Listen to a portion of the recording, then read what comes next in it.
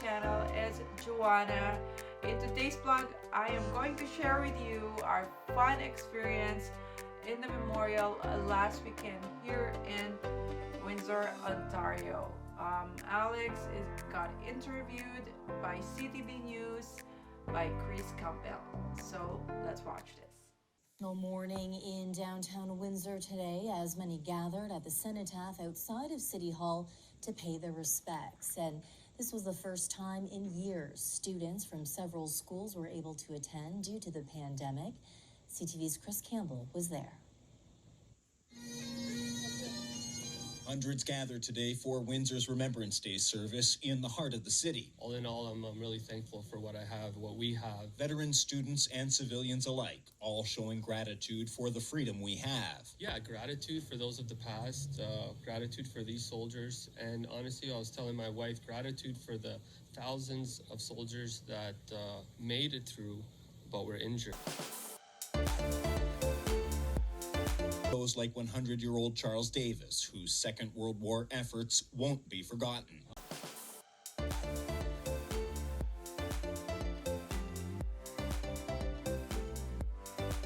Efforts won't be forgotten. I'm happy to be here. I come out here every year. I've been doing this since I come out of the Army. And others like this 81-year-old vet. You can't put a word to it.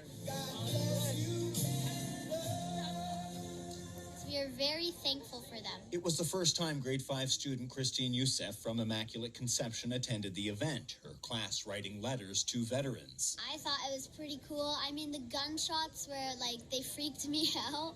But imagine hearing that every day. That's how the soldiers were and everybody.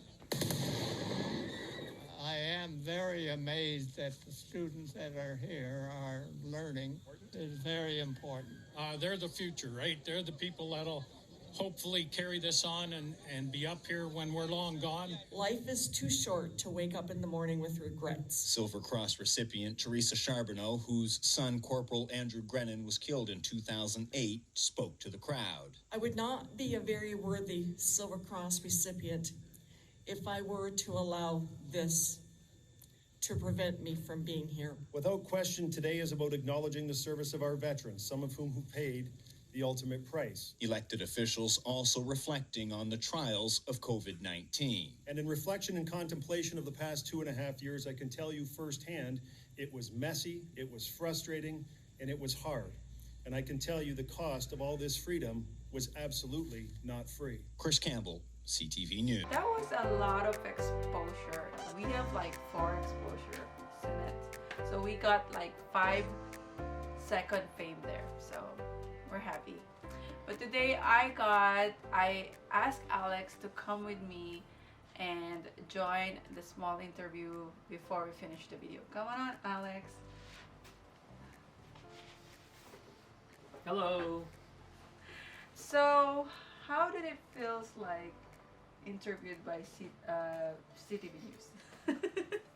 I mean, I didn't expect it, and it was interesting, so I just thought, why not? They want to ask a few questions. They seen that I had a veteran's hat, so yeah, I mean, it was fine. It's good. Yeah, you had interviewed almost 30 minutes. Honestly, I was there, I was filming for Alex, but it was almost 30 minutes, right?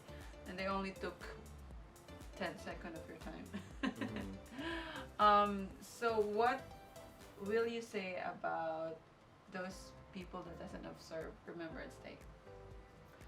For folks who don't observe or don't realize, or just whatever the case is, you know what, the veterans who sacrificed their lives, they did it for them too.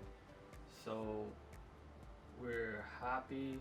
I don't want to put myself in it because I don't feel like I gave so much as them, but I feel like the veterans in the past might say something along the lines of, it's okay because they did it for them. They're free to do what they want. That's why they fought for the freedom, right? So they can choose to come and go. And we just hope that the young kids can come and can remember and can observe as time goes by. And those that don't, it's okay. Maybe they just they didn't know, or they're busy with whatever, but it's okay. Yeah, and we hope in the future our next generation will continue to do this and will be, one of the most important event in the history.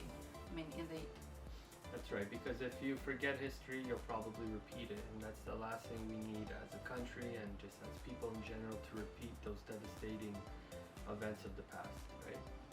All right, that's all for today, guys. Thank you so much for coming with us.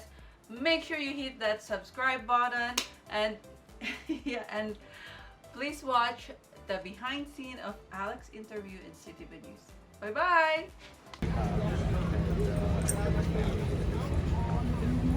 I'm sure lots of things going your way. Gratitude. Yeah, gratitude for those of the past, gratitude for these soldiers, and honestly, I was telling my wife, gratitude for the thousands of soldiers that made it through while we're injured, right?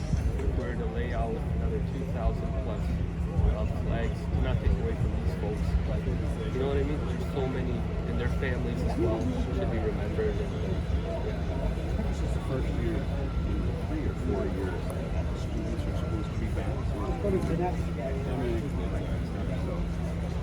every year we educate people and remind them of the past.